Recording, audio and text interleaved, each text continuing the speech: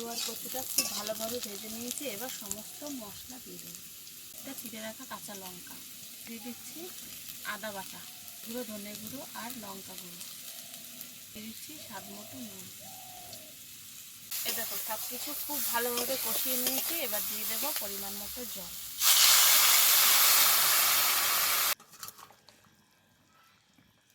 মাছ দিয়ে আর এ দেখো মাছের ঝোল একদম রেডি হয়ে গেছে। এবার ফেলে দেবো।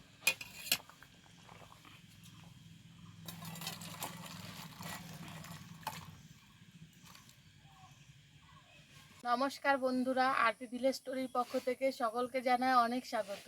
আজকে আবার চলে এসেছি প্রতিদিনের মতো আরও একটি দারুণ রেসিপি নিয়ে।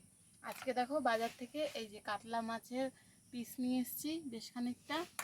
আর এখানে দেখো আলু আর হচ্ছে গাঁটি কচু কেটে রেখেছি। এই গাঁটি কচু আর আলু দিয়ে পাতলা করে এই কাতলা মাছের ঝোল হবে আজকে। তো তোমরা কিন্তু পুরো ভিডিওটা দেখবে। প্রথমে কড়াইতে দিয়ে দিচ্ছি সর্ষের তেল। মাছগুলোকে আগে ভেজে নেব।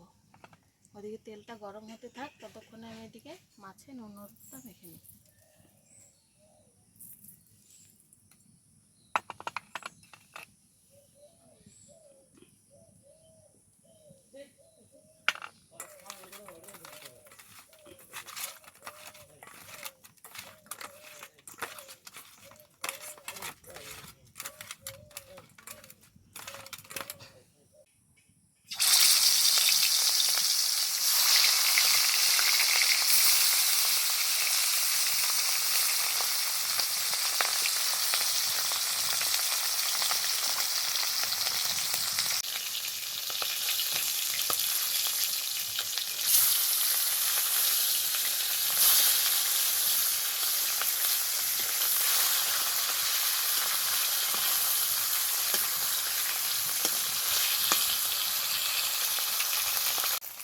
মাছগুলো খুব ভালোভাবে ভাজা হয়ে গেছে। এবার তুলে দেবো।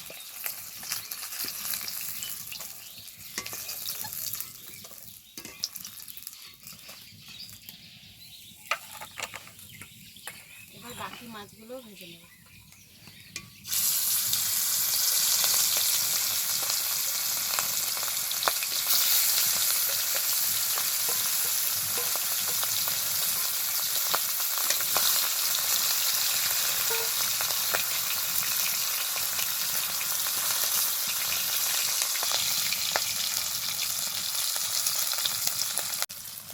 এই মাছগুলো খুব ভালোভাবে ভাজা হয়ে গেছে। এবার এগুলো তুলে নেব।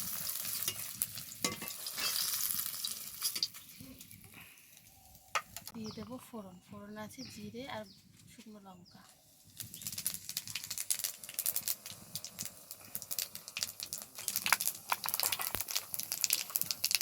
এবার কেটে রাখা আলু আর কচুটা দিয়ে খুব ভালোভাবে ভেজে নেব।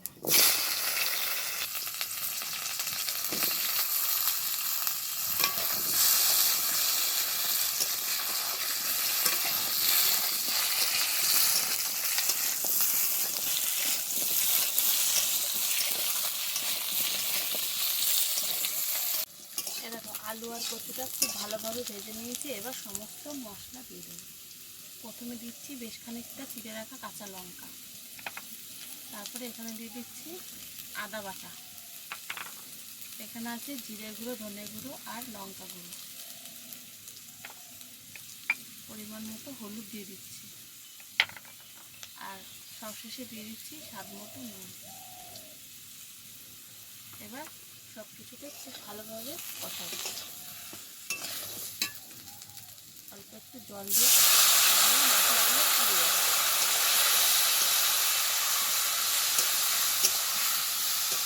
এ দেখো সব কিছু খুব ভালোভাবে কষিয়ে নিয়েছি। এবার দিয়ে দেবো পরিমাণ মতো জল।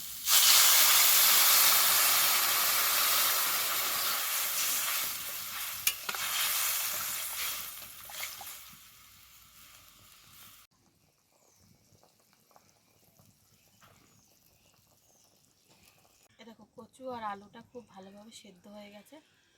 এবার দিয়ে দেবো ভেজে রাখা মাছ।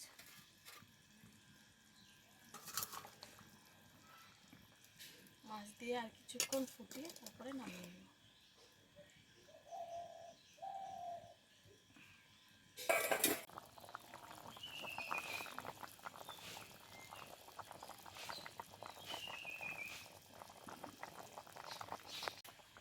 মাছের ঝোল একদম রেডি হয়ে গেছে, এবার ঢেলে নেব।